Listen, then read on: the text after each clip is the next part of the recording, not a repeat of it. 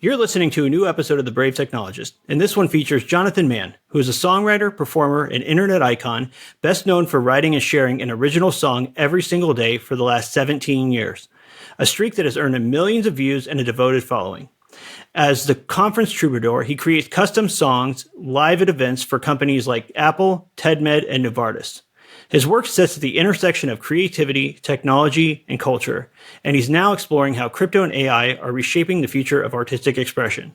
In this episode, we discussed his transition from an unemployed aspiring artist to a full-time musician thanks to leveraging Web3, the freedom and empowerment he feels from being able to mint a song a day to his community through NFTs without being restricted to any other party, and his experience suing the SEC and what he was fighting for. And now for this week's episode of The Brave Technologist.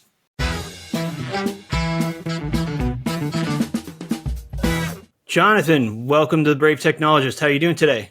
I'm doing all right. I just moved my entire studio from downstairs to upstairs and just barely got it plugged in time to do this. So I'm slightly exhausted from carrying my big heavy desk up the stairs. But otherwise, I'm good. Yeah. Well, I appreciate your sacrifice in,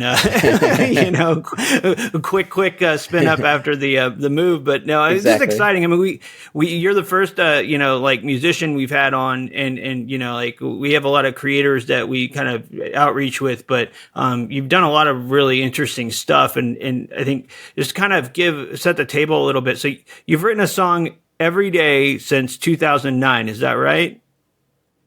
It's been. Yeah, what kind of? I'm just kind of curious. What kind of sparked that, and what's kind of kept you going for that long? That's a lot of songs. Yeah, it's a long time.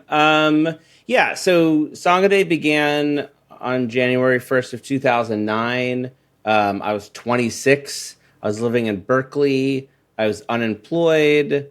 I was sort of looking for a new thing to throw myself into. I was sort of coming off of a good 4 or 5 years of making a lot of songs and videos. We didn't call it content back then. I hate the word content.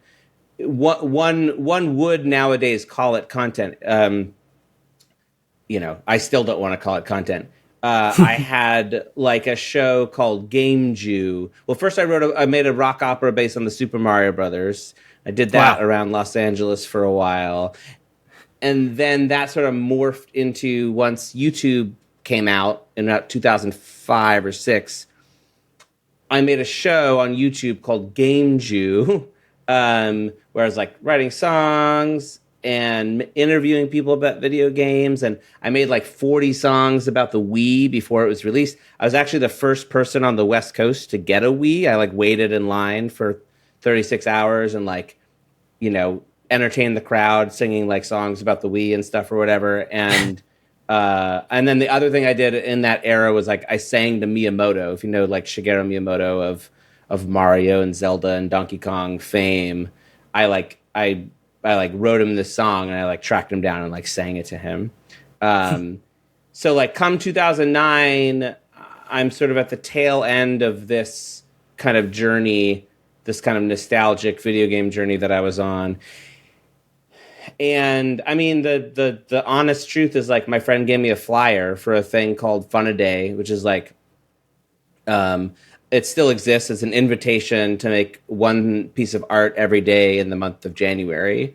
And so she gives me this flyer and I'm like, okay, cool. I'll make a song a day in January of 2009. And that first month, it was supposed to just be a month, a couple songs went viral and it was still the early, internet when it's kind of just wide open and nobody knew what was going on. Even more so, way more so I'd say than today when everything's so sort of commodified and easy, or easier. And I was just having a blast and I still didn't have a job. And so I was just okay, I'm going to go for a year. And so all of 2009, I did it, and then at the end of that year, I got to the end, and then it's like on the 1st of January 2010, I just like wrote another song. And so, from there, it just kind of became, or it's become, my more or less my life's work. It's just going to keep going until I die. Is the plan anyway, or am incapacitated in some way. That's wild. That's wild, man. And I mean, I kind of found you through the crypto community, crypto Twitter space. What you seem pretty early to the crypto side of things too, as far as musicians go, right? Like, I mean, like, how did you find crypto, or did crypto find you? Or I'm super curious. Like, that's one part I never really knew the origin story to that too, but I'm sure people would be interested to hear more about that. Yeah. So crypto is sort of, similarly accidental to like everything else. It's like, Game Jew, that was kind of accidental, or just like, oh, people are making shows on YouTube, like I could do that. And then it's like, my friend hands me this flyer for Song Day. It's like, oh, okay, that sounds like a cool thing to do. Um, uh, Crypto for me began in 2017. I knew about it beforehand, like in 2009 when I was starting Song a Day. I started January 1st, and like the first Bitcoin was mined on January 3rd. So it's like it's right around the same moment. And I like vividly remember reading about Bitcoin like back then, and reading about, I didn't obviously grok the implications or anything about it. It seemed like an interesting thing. I was very much reading the news and like obsessed with like the financial crash and like all the stuff around that. And so, Bitcoin fit into that milieu of like of just how crazy things were. And then I didn't think about it again. And I have a very vivid memory of like my friend, another YouTuber, actually, like sitting with him at lunch and him being like, dude, did you, this is like 2013. He's like, Bitcoin's over 1,000. I'm like, oh, cool. Like, I didn't really know what that meant, or like, it didn't, it's like, oh, neat. I'm happy for you, or like whatever, and, and then, and then I was at this conference, where I met Ethan Buckman, who is one of the founders of Cosmos Chain, and just a really passionate guy. And I saw him give a talk, and I think it was a pretty high level beginner talk on blockchain specifically. Like, here's how blockchains work. Like, here's what it is. And I remember, very specifically, like I was at this conference to do songs. He asked me if he could borrow my ukulele, my like guitarlele, like my half guitar ukulele thing. And he like got up there and he like sang a song about, it was called Scam Train, because it was about the ICO days. And so he was like up there singing about Scam Train. And, so right away I was like, oh, this guy's cool. Like I'm really having a good time here. And so I listened, really for the first time, having someone explain in a very high level layman way, here's what a blockchain is, here's what it does. He didn't say anything about, or he might have, I don't remember. He might have said something about like, oh, and, like there's like a nascent thing of people using the blockchain for art. Maybe he said something like that. I don't even know. Mm-hmm. But something in his talk sparked that in me. I remember thinking specifically, the thought I had when I was sitting there was like, oh, I get it. Like proof of work. I understand like Song a Day is proof of work. Like I have this whole like back catalog of songs that like, it's a blockchain. Like they all connect to each other and they feed on each other, and it's a proof of work thing. And so I talked to him about that afterwards, and he was very encouraging. He's like, oh yeah, there's all kinds of cool stuff happening. And then I got home and I tweeted about it, just like a random tweet about the fact that I was interested in blockchain as it may relate to music or art. And my friend there's another friend that I met at this conference, set me up on MetaMask, gave me, zero point 0.12 ETH, which is like $40 at the time or something or whatever it was. Mm-hmm. And started showing me like, oh, here's a Twitter clone called Leroy, where like every tweet you do, you have to pay gas or whatever. And I'm like, gas, what's that? And like, and I'm learning. But he also showed me one of the probably 5 things he showed me was CryptoPunks, which at that time it was like basically just launched. It had just come out. Yeah. And that was the thing where that was like the moment. It was like I immediately was like, I love that. Coming from my video game background, like everything about like, and then remembering collecting things as a kid, it like immediately sparked in me a super excitement about. And so from that moment, I fell into, the nascent NFT. That word didn't exist. It was pre-CryptoKitties. Like CryptoKitties were just about to happen. I hate leaving the house. Like I'll never go anywhere. But I started going to meetups. I started going to like actual like crypto art meetups in New York, where I met all the people who are now who are now like NFT people. But at the time, we were just like if crypto was a subculture, we were like several subcultures below. We were like a subculture of a subculture of a subculture. And it was that way for years, years and years and years and years.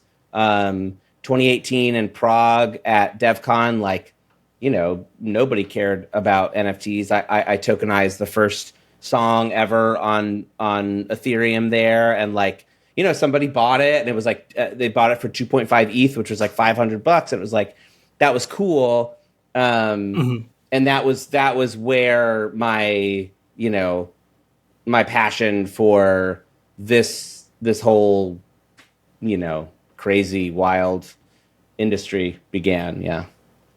That's awesome.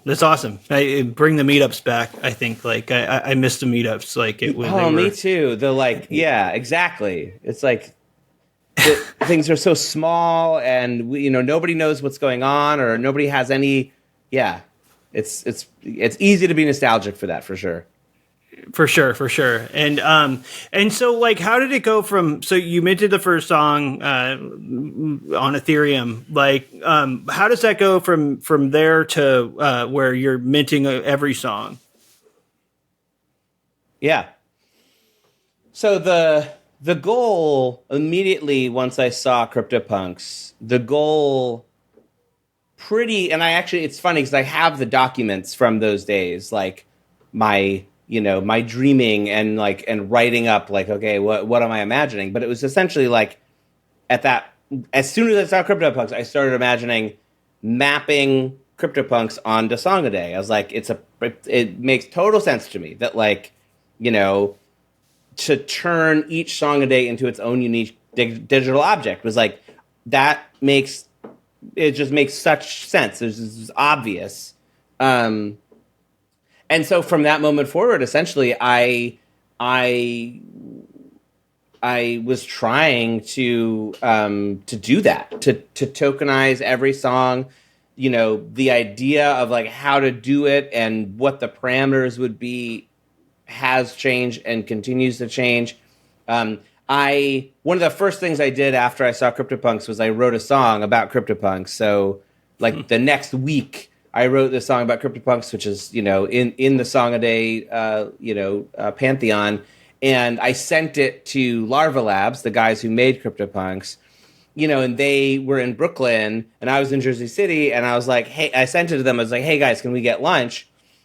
And so we became friends, and they were part of that NFT scene. And at the lunch, I like asked them, I was like, would you have the bandwidth to like help me make my Song a Day NFT project. And of course, they were like, no, but but like they were very encouraging, and everyone around was super encouraging, and I tried everything. Like I didn't have funds to pay a developer.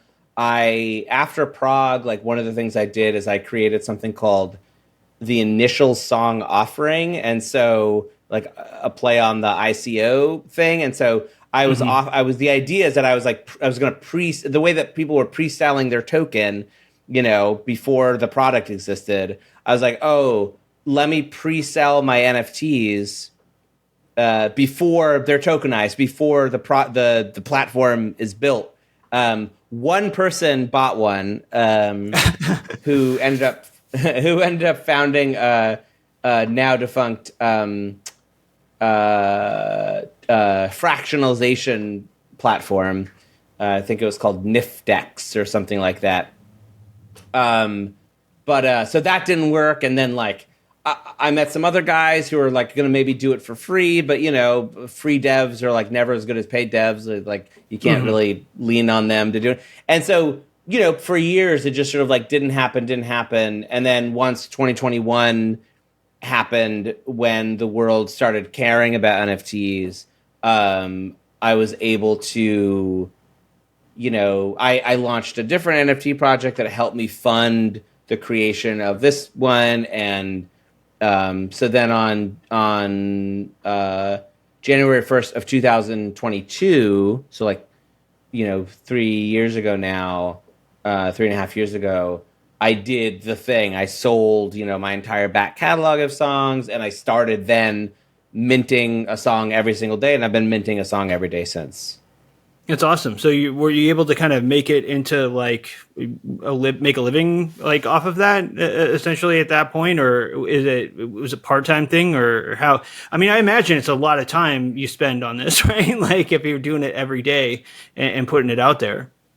Yeah. It's been essentially my full-time job from the beginning. I mean, I was unemployed at the beginning. In the beginning, like I made, in 2009, 2010, 2011, the primary way that I made a living was through video contests. I would enter online video contests as part of Song a Day. Like, so if you look through those early Song a Days, especially the first 2 years, there's months where like every other song is a video contest for soft drinks and like just whatever. And then I would win some of them, and that was like, that could sustain me. It was just throw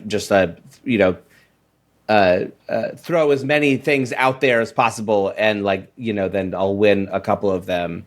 And then that sort of turned into, through a very long and complicated set of circumstances, turned into like this thing that I did, that your producer was talking about, called the Conference Troubadour, which was like, if you ever seen like sketch notes at a conference where someone would like sketch what the person is saying in real time. It's like that, but with a song. So I would like watch all the talks, and then I would get up at the end and sing a song that would like recap all the talks and get everybody like singing along or whatever. And probably from like around 2011, 2012, all the way through the pandemic, that was like my main living. And I looked at when I saw NFTs,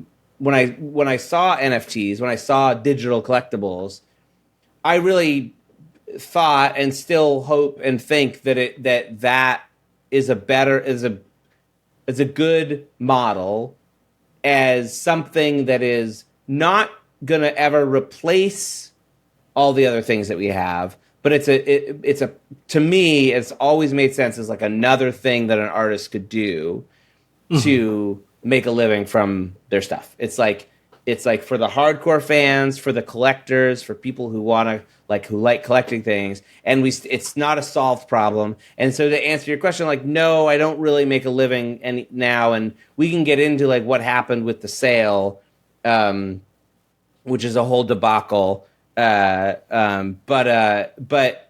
suffice to say, like, nowadays, NFTs are once again like a subculture of a subculture of a subculture.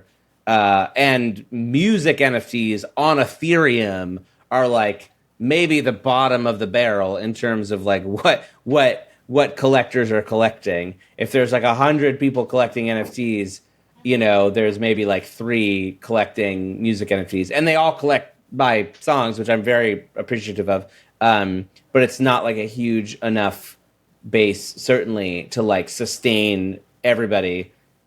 And there's a lot of reasons for that, but it's kind of a shame, because I still really believe in it. I still think that there's something really valuable in the idea of digital collectibles. Yeah. Well, and it's interesting too, because you've been doing this like, from pre crypto to like crypto too. Like, what are some of the challenges that you've run? I mean, it sounds like obviously like in the beginning they were probably mostly technical, because nobody just getting the songs out there was minted was hard. But like as this has developed, I mean, like, think about it from like OpenSea onward, right? Where like anybody could kind of go and start to mint these. Like, what are some of the challenges outside of that you've had to deal with just having crypto as a part of it? Yeah, I would say like one of the biggest challenges is crypto itself, the culture of crypto and its place in the wider culture, as this kind of, just like everything in our culture, this polarized thing where, if you're in crypto, it says something about you, says something about your identity, like as a person or whatever, irrespective of the technology or its usefulness or whatever. And so I would say that, like, certainly one of the most challenging things has been, I've lost fans over it. Like people have stopped wanting to associate with me over crypto. And just as is happening with AI now too, it's like there's a kind of knee jerk, there's a knee jerk reaction that is unfortunate, and I think more a symptom of like our times than anything specific to do with crypto or even the people who have big feelings about crypto. I think it's more has way more to do with like, the wider culture we live in. But I will say too, then by the same token, pun intended, I guess, crypto itself, its culture is so toxic and so exhausting, and not welcoming to normies, as it were. And I love some of it. Certainly there's like parts of it that I just adore. But man, it has a reputation for a reason. And I wish there were a way to better navigate that for everybody, but it's been a challenge.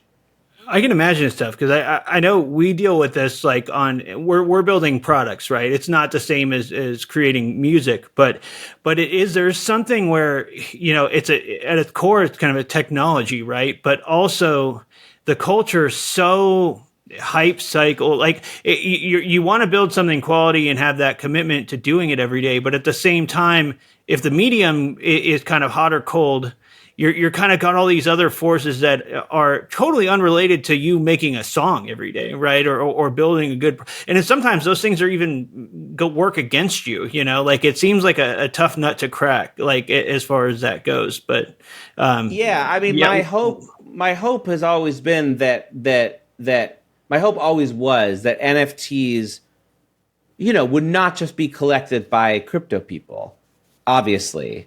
I think that's, and I think, I think generally crypto people have always wanted some kind of mainstream adoption. And yet, the speculative aspect of it and everything, which has good reason for existing. I don't think that it's certainly not wholly, it's certainly understandable. I would say, like, where the speculative part of crypto comes from, what vacuum that fills in our culture. But for someone, yeah, exactly, for someone who just wants to sell their songs to people, um, it puts up a barrier for sure. And I can imagine Hmm. the same thing for you guys, like the kind of slow, deliberate building, is like not rewarded in the crypto space, let's say, necessarily. It gets to be interesting, especially over time, right? Like where you're like, well, gosh, had I listened to whatever this moment temporary genius thought, it would have fizzled out anyway. I'm just glad we're kind of sticking to what we're doing. But I mean, yeah, it does seem like the win here isn't quite there yet with like a product that just uses the crypto stuff and doesn't make it all about the NFT. It makes it about just getting a song or something, right? Like, and hopefully we get there. But I mean, it sounds like you're still, somewhat optimistic too about where this can go. Or are you just kind of like gonna, is that fair? Or are you, what do you think the next couple of years on the crypto side would be like for, creators or artists?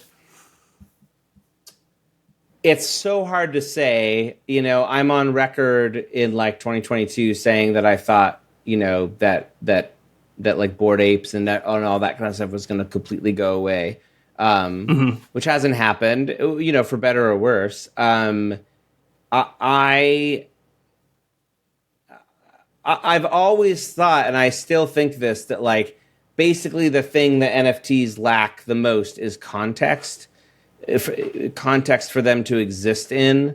Um, the kind of thing that I'll always say is like MySpace would have been the perfect NFT social media platform, because MySpace gave people all of these different ways to signal their identity and create context around the things that they enjoyed, in a way that no social media does now. And so if something like that were to ever exist, I think NFTs would be, and there's people who've worked on it and who are working on it, who are trying. I think that would be a place that NFTs could find a different kind of fit in our culture than they have, where you can in a real way signal your appreciation for an artist that has meaning. The whole reason PFPs have to date been sort of the most successful type of NFT is because they have context. They have a perfect place but the default place on our social media to live, to signal something about identity, about who we are, about all that kind of stuff. But music or art or video or performance or any of these other things, they don't have a place to live in the same way that a profile picture does. And so until that part is solved, and who knows, I don't really think that NFTs, outside of maybe having another speculative bubble happen, I don't see them necessarily catching on in the way that I always have hoped. But I'm ever the optimist. I'll keep doing this regardless. I think that for me, the idea that I can mint my song every day and sell it directly, with no intermediary, it's the most sort of pure form of fan artist connection, where I'm not mediated by YouTube, this like soulless corporation. I'm not mediated by Bandcamp, which is now owned by a soulless corporation. I'm not mediated by Spotify. All these places that people interact with my music is between us and this like giant soulless, in many cases outright evil corporation. And with NFTs, it is literally it's like selling merch at a table. It's like me and them. There's no other party involved. And I still think that that's powerful enough to like at some point become something, much more accepted. I have to believe that. Yeah. Yeah, well, and I mean the cultural part is definitely a thing too, but I think what folks might not be as familiar with either is you had to deal with some interesting difficulties too from the regulatory side of things, right? Like, do you mind sharing a little bit about what happened with the SEC and that whole situation? Because I think people might be really Sure. interested to hear about that. Yeah, for sure. So, of course, this was much more relevant under the last regime. Now the regime has been dismantled, and crime is legal, and everything is different. But if you can cast your mind back, to I think it was 2022 that the first thing happened, which was this NFT project that I was kind of a fan of, Stoner Cats, got an SEC enforcement action against them, where they had to pay the government like $1.4 million or something. B, any NFTs that they had of their Stoner Cat collection, they had some that they had kept over that they were doing for contests and stuff, they had to destroy. The government literally made these artists destroy some of their work, which I think It's is like wild. and it's funny because it's completely different now. But I wrote a song after that happened called "This Song Is a Security," and out of that song came the idea to go on the offensive, actually, and take the fight to the SEC rather than let them bring enforcement actions against the players that they wanted to. You can argue about, like, I think Stoner Cats was ridiculous because Stoner Cats was they were an honest team. There was no scamming. There was no anything. They were just accused of selling unregistered securities. It was just like so fucking stupid. But me and another artist called Brian Fry, who's an artist slash lawyer, sort of got some funding together and got a lawyer together and decided to sue the SEC. And so we brought this lawsuit essentially saying, listen, we have these projects that we would like to release, but we can't because we've looked at the enforcement actions that the SEC has brought and are scared that if we release our projects, they're so similar to these other projects. And that's true because, the thing that they accused Stoner Cats of was literally every single NFT project they were saying essentially was an unregistered security. Like, there was no nuance. It was, these are all unregistered securities. So we said, we have these projects, they're locked and loaded, they're ready to go. We can't release them because for fear of enforcement. And so we brought it before a judge, and we asked the judge to make what's called a summary judgment, one way or the other, saying, yes, your things are securities, or no, these things are not securities. And so before that question could fully be answered by the court, Trump won. The Gary Gensler regime was dismantled, and now our court case is sort of in a legal limbo, where it's not been dismissed yet, which is very interesting. But the first thing that the government did, predictably, we knew that they would do this, was they moved to dismiss. They made a motion to say, this is frivolous. This is not, there's no reason for this. There's another argument that they have called sovereign immunity, which essentially I think means like the bar has to be really high for you to for any person to sue the executive branch. Like, we're immune from this kind of like frivolous bullshit. Like, don't even bring this. Like, that's sort of their argument. And so that is sort of where it stands. That our lawyer actually like went and argued why the case should not be dismissed, and they argued why the case should be dismissed. From his standpoint, he was like, it didn't seem like the SEC's heart was in it, which, you can't blame them. Like the people that are now having to enforce this is like their time is completely ended.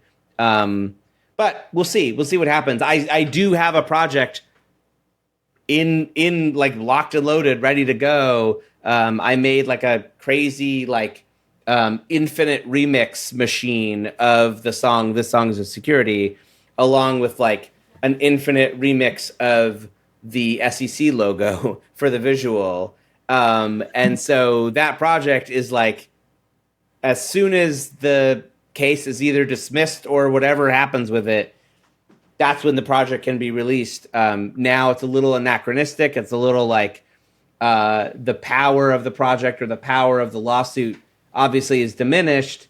But it's a fun anecdote to tell, like, oh, the time I sued the SEC. So it's well, yeah. It's still, I mean, it is fascinating, especially at the time, because it wasn't just NFTs either. Like we never dealt with any enforcement actions directly at Brave, but having a token, like we were.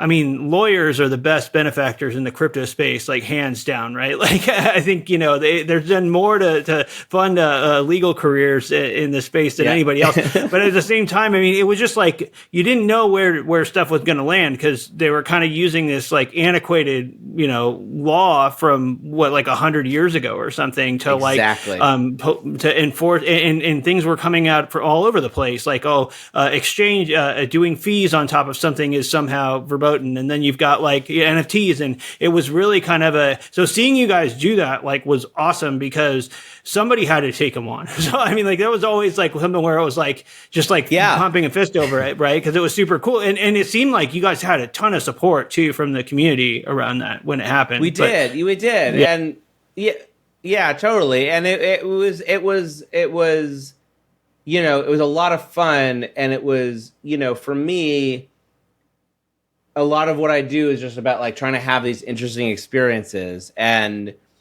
I felt so passionate about how just stupid they were being that it was very fun to be able to like to put together this whole thing and try to stick it to the man or whatever. We haven't heard I feel like we haven't heard from Gary in a long time. I'm sure he's got like a cushy MIT job now or something. Something. Yeah, I don't miss him very much. Maybe there will be a book someday. I wonder though. I mean, and kind of switching gears a tiny bit. I have to ask you about this because we're seeing kind of what's happening with AI, like and some of these video tools and even audio narration and stuff like that. As somebody who creates music every day, how much do you think about that? Like, is that something you think about? Are you concerned about this for people creating art, and music, or what's your take on how AI is impacting things? I'm overall extremely excited about AI, and I always have been. I basically have been experimenting with the AI tools both for music creation and video creation. I would say probably since like 2019. Some of my early song a day experiments, like you can find, where like I would take, a voice clone model back then that was like not made for singing, and I used it to like sing one of my songs or whatever, or use like the face filters of TikTok where you could like map someone else's face onto your face, which is like a really early use of this kind of stuff. So I've always been really excited about it. I had been working with various AI researchers on like, creating a some kind of like song a day bot that could like make songs in my style or whatever. Since back then, none of it particularly successful. But again, in Song a Day, you can go back and like hear like little experiments that had happened over time. You know, and then Suno came out, and like Suno was sort of exactly what I had always imagined. And so I'll take Suno as an example because I think it's a good example, and it's one that obviously hits close to home for me because it's at once sort of like, to me, like one of the most amazing things I've ever seen or played with or heard, where the outputs that you get from Suno, I don't know how they do it. It's heads and shoulders above any other model that I've tried.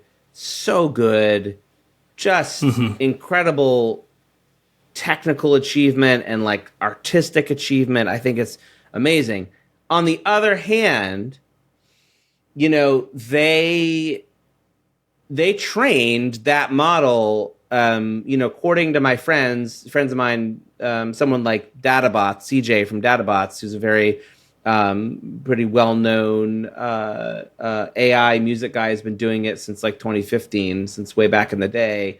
He was like, they looked into it. It's like, in order to train their model, like they basically had to have basically every song in existence. They had to basically have scraped like every single song on Spotify that exists to train this model. So my feeling is that like, okay, that's that's not great on the face of it, like to use people's music to make this thing without their permission. And to illustrate that, I think of this thought experiment, which is like, let's say I'm like a really intrepid hacker and I, social engineer my way into Suno's servers, and I'm able to grab the weights and all the things that I need to open source their model, against their will, right? Mm-hmm. What is the difference? What would the difference be between someone doing that, just clearly illegal and whatever, and what they did? What is the difference? Mm-hmm. What's the difference between me taking their model without asking and them taking our music without asking, and then asking us to pay to use their service? It would be one thing, I think, if they open source their model and they said, hey, we made this amazing thing. Yes, we trained it on your stuff, but here it is for free for everyone to play with. That would, I think, be one thing.